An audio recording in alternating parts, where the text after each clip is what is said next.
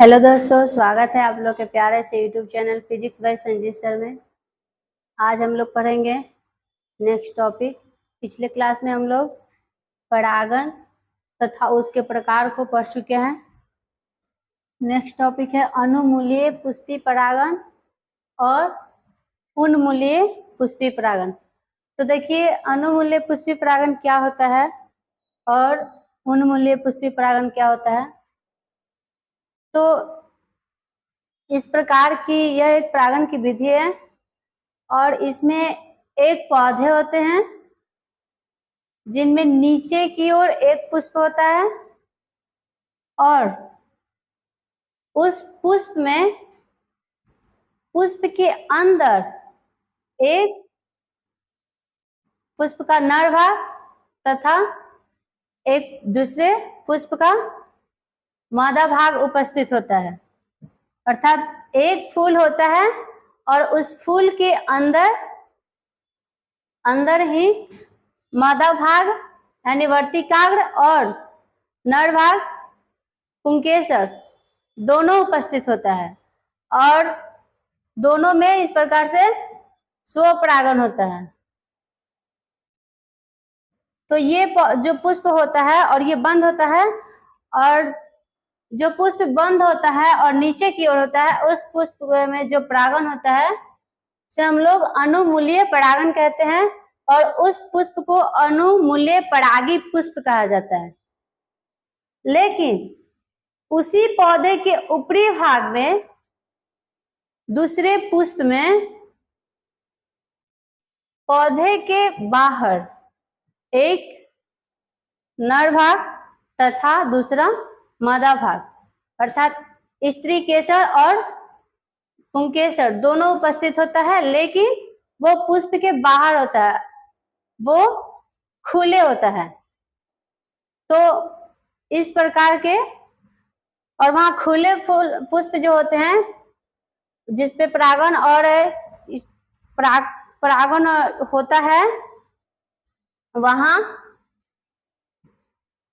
खुले प्रकार के होते हैं, उसको हम लोग उन्मूलीय पुष्पी परागण कहते हैं।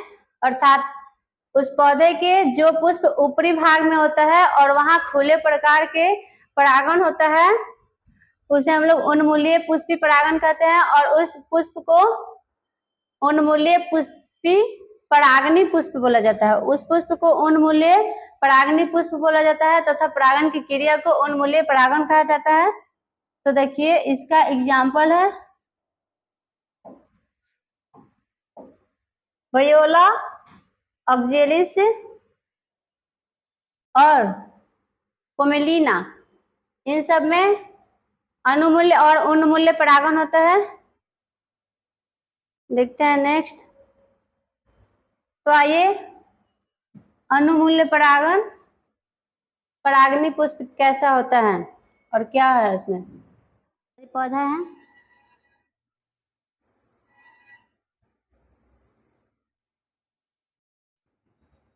और उसमें ये एक पुष्प है और पुष्प के इस भाग पे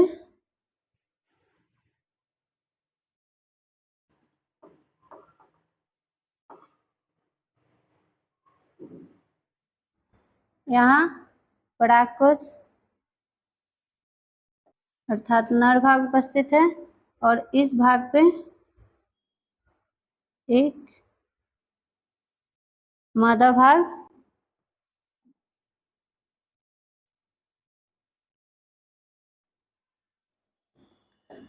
तो देखिए, ये एक पुष्प है जिसमें ये जो भाग है वो पुष्प का नर भाग अर्थात पुंकेसर है जिसमें परागकण होता है, और ये भाग एक स्त्री केसर है जिसमें वर्तिकाग्र उपस्थित होता है और यहाँ से परागकण अर्थात परागकण जो होता है परागकोश से स्वतंत्र होकर वर्तिकाग्र के पास आता है, वर्तिकाग्र पर पहुंचता है और इस प्रकार से इसमें परागण संपन्न होता है। तो हम लोग कह सकते हैं कि उन्मूल्य परागण क्या होता है। तो पुष्प के, इसमें एक पुष्प होता है जिसके निचले भाग पर एक पौधा होता है जिसके निचले भाग पर जो पुष्प उपस्थित होता है उसमें परागण और वर्तिकाग्र, परागकण और वर्तिकाग्र दोनों उपस्थित होता है और वो दोनों पुष्प के अंदर होता है। तो ये बंद होता है, ये बंद प्रकार से होता है।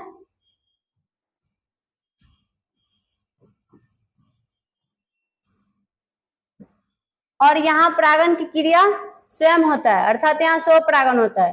तो इसको हम लोग अनुपरागनी परागण कहते हैं और पुष्प को अनुपरागनी पुष्प कहते हैं।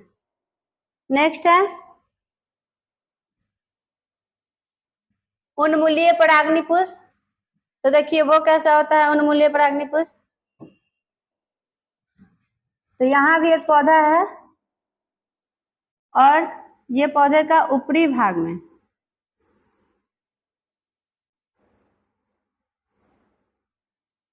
ये पौधे का ऊपरी भाग में एक पुष्प है और ये पुष्प के बाहर, मतलब बाहरी भाग पे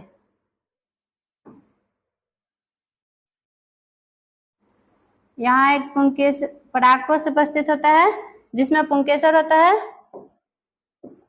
और एक भाग पे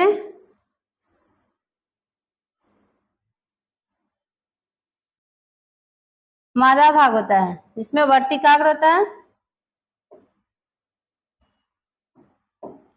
यहाँ इसमें परागकण है और ये परागकण परागकोश से स्वतंत्र होकर किसी माध्यम के द्वारा वर्तिकाग्र के पास आता है, पहुंचता है और परागण की क्रिया करता है। तो देखिए ये परागण की क्रिया यहाँ स्वयं नहीं होता है क्योंकि यहाँ किसी माध्यम की आवश्यकता है। हम कह सकते हैं यहाँ पर परागण की क्रिया हो रहा है और ये जो पुष्प है वो खुला है।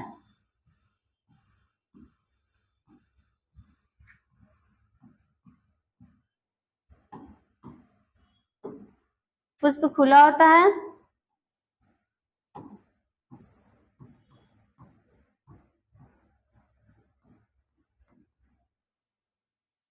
तो यहाँ देखिए है तो वही पौधा लेकिन इस पौधे का ऊपरी भाग पे एक पुष्प है और यहाँ पुष्प के बाहर नर भाग और मादा भाग उपस्थित है और यहाँ किसी माध्यम के द्वारा परागण की प्रक्रिया हो रही है और ये फूल जो है खुले हैं।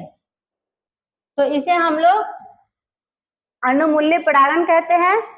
क्योंकि ये तो देखिए इसमें जो परागण की विधि होती है उस विधि को हम लोग अनुमूल्य परागण कहते हैं। और ये पुष्प जो है, ये जो पुष्प है इस पुष्प को हम लोग अनुमूल्य परागणी पुष्प कहते हैं।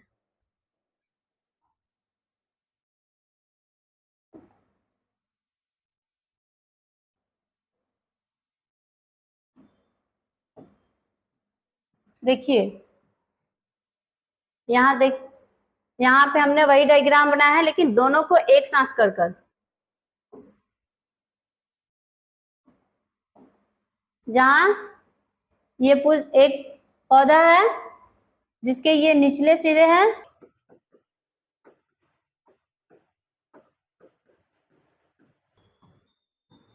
यहाँ निचले भाग है और यहाँ एक पुष्प है और इस पुष्प में ये एक नर भाग है परागकोश और यहाँ एक स्त्री भाग है जिसमें वर्तिकाग्र है, इसमें ये परागकण है। अब ये परागकण परागकोश से स्वतंत्र होकर वर्तिकाग्र के पास आया और यहाँ परागण की क्रिया किया। इस प्रकार से इसमें परागण की क्रिया हुआ और ये परागण की क्रिया क्योंकि ये तो बंद है, पुष्प बंद है, तो इसमें किसी माध्यम के द्वारा नहीं होगा, इसमें परागण की क्रिया स्वयं होती है। तो देखिए ये जो पुष्प है बंद प्रकार का है और इसी पौधे के ऊपरी सिरा पे यहाँ एक पुष्प है, यहाँ एक पुष्प है, और इसके एक भाग पे परागकोश यानी इसमें पुंकेसर है जिसमें ये परागकण उपस्थित है, और एक भाग पे स्त्री केसर है जिसमें वर्तिकाग्र है, और ये किसी माध्यम के द्वारा वर्तिकाग्र तक परागकण जो है वर्तिकाग्र तक पहुंचा और परागन की क्रिया किया।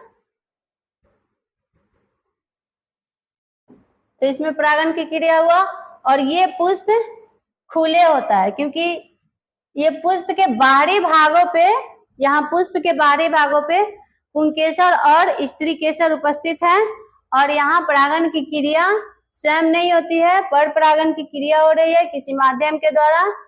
तो इस प्रकार हम कह सकते हैं ये पुष्प जो है एक खुले है। तो जो पुष्प खुले होता है और ऊपरी सिरा में होता है वहां पर परागन की क्रिया होती है, उसको हम लोग उन्मूल्य परागनी पुष्प कहते हैं, और परागन की विधि को उन्मूल्य परागन कहते हैं। और इसके नीचे वाले जो पुष्प नीचे होता है और वो बंद होता है, उसमें स्वपरागन की प्रक्रिया होता है, उसको अनुमूल्य, उस पुष्प को अनुमूल्य परागनी पुष्प कहा जाता है, और परागन की विधि को अनुमूल्य परागन विधि कहा जाता है। देखते हैं नेक्स्ट। तो देखिए इसका एग्जाम्पल था वायोला, ऑक्जेलिस और कोमेलिना।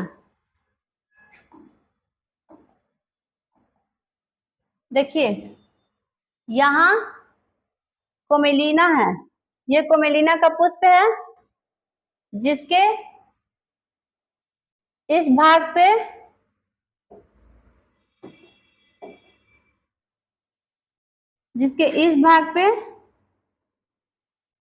स्त्री केसर उपस्थित है, अर्थात यहाँ मादा भाग उपस्थित है पुष्प का, और इस भाग पे देखिए यहाँ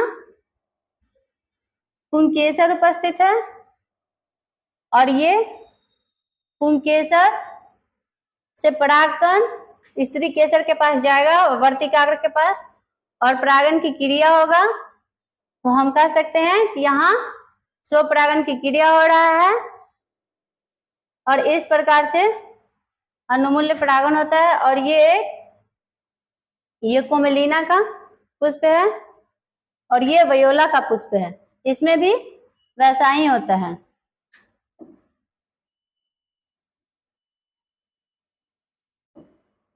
नेक्स्ट है परागन के प्रकार। तो देखिए परागन जो होता है दो विधियों से, मतलब परागन का कारक हम कहते हैं कि दो होता है। तो परागन जो है दो कारक के द्वारा संपन्न होता है, जिस कारक को हम लोग यहाँ देखते हैं। तो इसमें से एक कारक है अजीवीय और दूसरा है जीवीय। तो अजीवीय क्या होता है? तो अजीवीय वो होते हैं जो निर्जीव होते हैं, जिसमें कोई जीव नहीं होता है, उसको हम लोग अजीवीय कहते हैं। और जीवीय जिसमें जीव होता है और जीवों का गुण लक्षण उपस्थित होता है, उसे हम लोग जीवीय कहते हैं। तो देखिए अजीवीय कारक में कौन कौन है? एक है वायु और दूसरा है जल। तो वायु व जल अजीवीय कारक है, और कीट, पक्षी, सरीसृप, स्तनधारी ये सब जीवीय कारक है। तो ये सब परागन के माध्यम है, परागन विधि के माध्यम है, और इन सब माध्यमों के द्वारा अलग अलग पुष्पों में भिन्न भिन्न परागन देखा जाता है, यानी परागन की क्रिया होती है। नेक्स्ट है वायु परागन। तो देखिए वायु परागन क्या होता है? तो जब किसी पौधे के पुष्प में परागण की क्रिया वायु के द्वारा संपन्न होता है तब उसे हम लोग वायु परागण कहते हैं। अर्थात वायु के द्वारा होने वाले परागण को वायु परागण कहा जाता है। और देखिए सूर्यमुखी और मक्का में वायु परागण होता है। वायु परागण के देखते हैं वायु परागण में क्या क्या विशेषताएं होती है।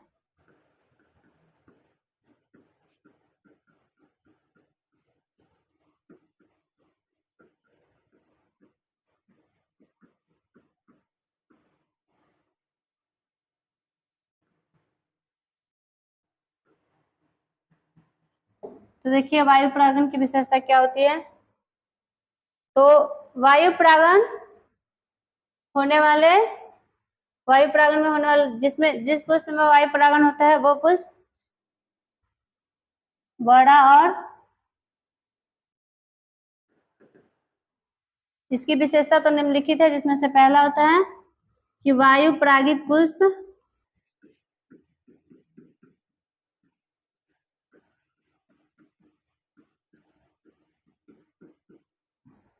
बड़ा होता है।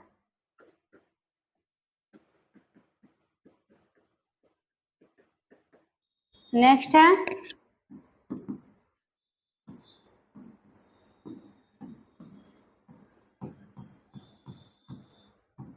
वायु परागित पुष्प रंगहीन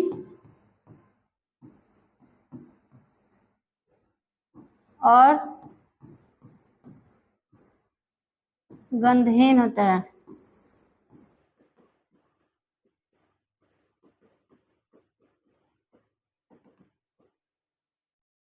नेक्स्ट है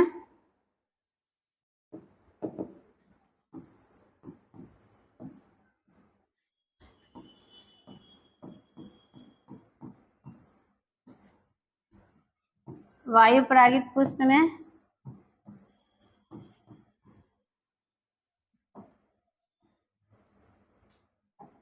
वायु परागित पुष्प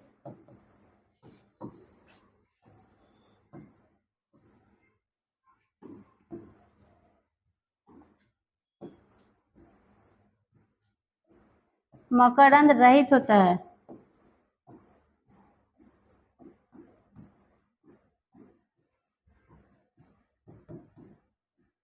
तो देखिए वायु परागण की विशेषता क्या होता है कि इसमें जो पुष्प होता है वो गंधहीन, रंगहीन और बड़े आकार का होता है।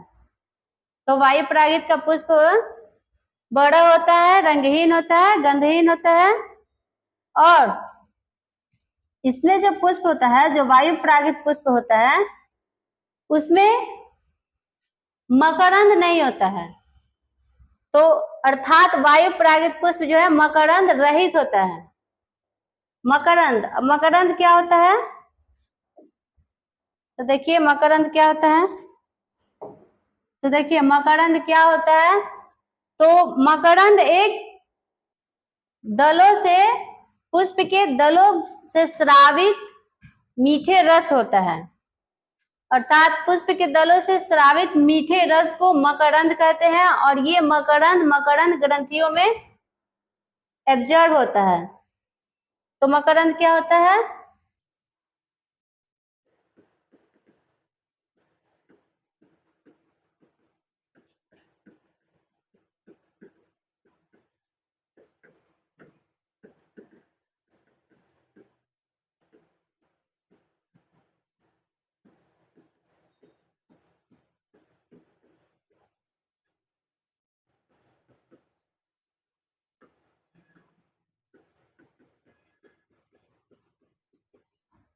तो देखिए मकरंद क्या होता है।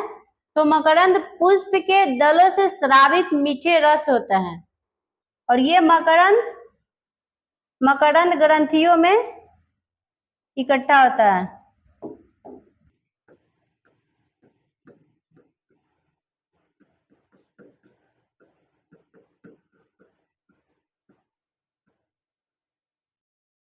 तो ये मकरंद ग्रंथियों में इकट्ठे होते हैं कहाँ होते हैं मकरंद इकट्ठे? तो देखिए ये मकरंद ग्रंथियों में इकट्ठे होते हैं। तो नेक्स्ट है, हम लोग इस प्रकार से देख लिए कि वायु परागित पुष्प की विशेषता होती है कि वायु परागित पुष्प जो होता है बड़ा होता है और रंगहीन होता है, गंधहीन होता है, इसमें कोई गंध नहीं होता है, नहीं इसमें कोई रंग होता है। और वायु परागित पुष्प जो होता है मकरंद रहित होता है, इसमें कोई मकरंद भी नहीं होता है।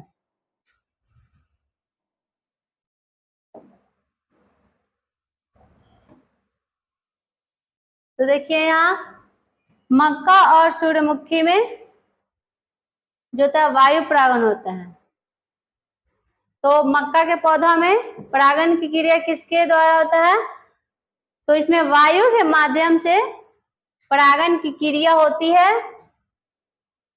अर्थात जो मक्का का पौधा होता है वायु परागित होता है। नेक्स्ट है जल परागण। तो देखिए जल परागण क्या होता है? तो जब परागण की प्रक्रिया जल के माध्यम से होता है उसे हम लोग जल परागण कहते हैं। तो जल द्वारा होने वाले परागण को जल परागण कहते हैं। तो देखिए जल परागण में कौन कौन आता है? तो वेलिसनेरिया और हाइड्रिला।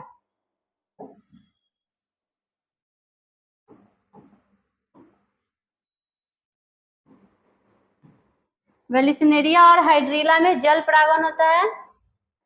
तो देखते हैं जल परागण की विशेषता,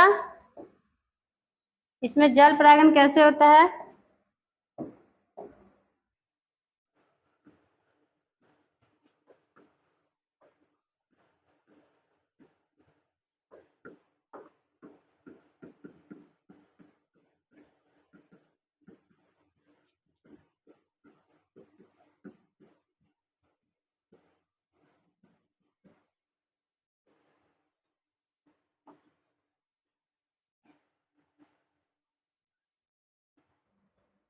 तो देखिए जल परागण की विशेषता क्या है और जल परागण कैसे होता है?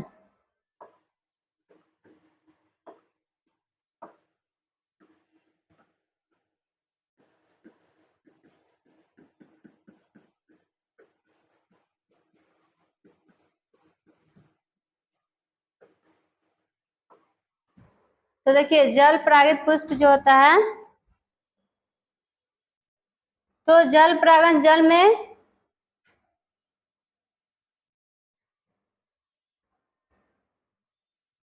जल परागण जल में रहने वाले पौधों में होता है और इसमें होने वाले परागण जल के माध्यम से होता है। और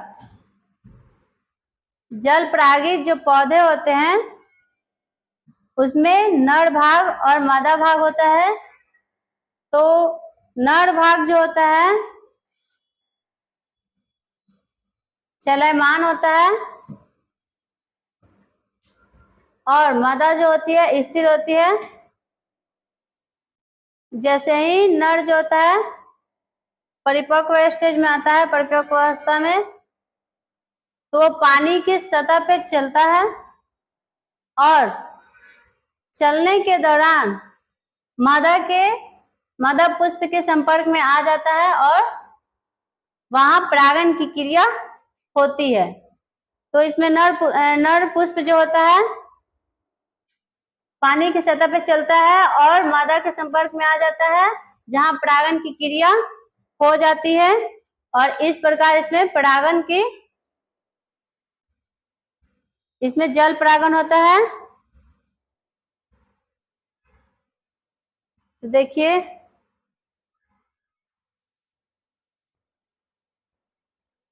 यहाँ वेलिसनेरिया में जल परागण हो रहा है।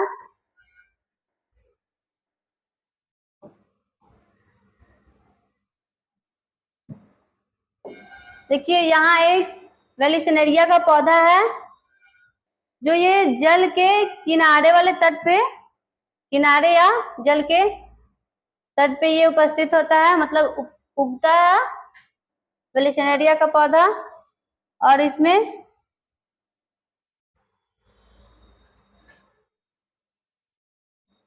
मादा और नर जो होता है दोनों भाग होता है और दोनों मिलकर परागण की क्रिया करती है। तो देखिए यहाँ वेलिसिनेरिया में जल परागण हो रहा है। नेक्स्ट है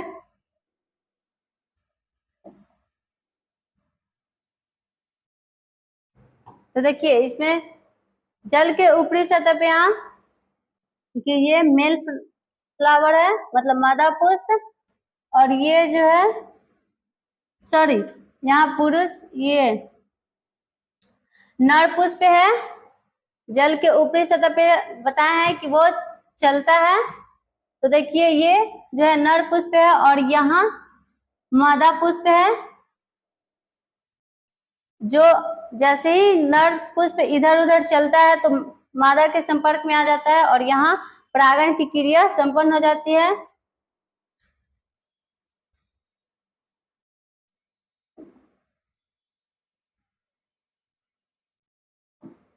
अब नेक्स्ट है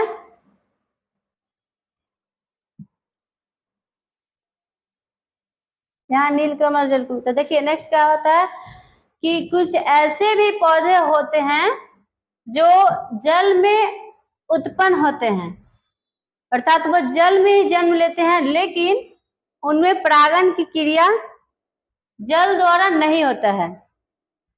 वो तो रहते हैं जल में लेकिन उनमें परागण की क्रिया जल द्वारा नहीं होता है, वो किसी अन्य माध्यम के द्वारा परागण की क्रिया करती है। जैसे उसमें हवा या कीट के माध्यम से परागण की क्रिया होती है। तो देखिए यहाँ नीलकमल, वाटर लिली और जलकुंभी दोनों एक ऐसा पुष्प है जो रहता जल में है लेकिन उसमें परागण की क्रिया जल द्वारा नहीं होता है, कीट या वायु के माध्यम से होता है। तो देखिए ये एक नीलकमल है, ये एक नीलकमल का पुष्प है और ये नीलकमल जो होता है, हाँ एक क्वेश्चन आता है कि नीलकमल को बंगाल का आतंक क्यों कहा जाता है। तो देखिए यहाँ नीलकमल को बंगाल का आतंक कहा जाता है क्योंकि ये जल में पूरा फैला हुआ रहता है और इसकी खूबसूरती बहुत अच्छी होती है और ये पुष्प खूबसूरती के कारण ही इस पुष्प को बंगाल से भारत में लाया गया है। ये पुष्प देखने में बहुत सुंदर होती है और ये जल में रहता है लेकिन इसमें परागण की क्रिया कीट या वायु के द्वारा होता है। और ये है जलकुंभी। तो धन्यवाद दोस्तों, मिलते हैं अगले क्लास में। आज के लिए इतना ही।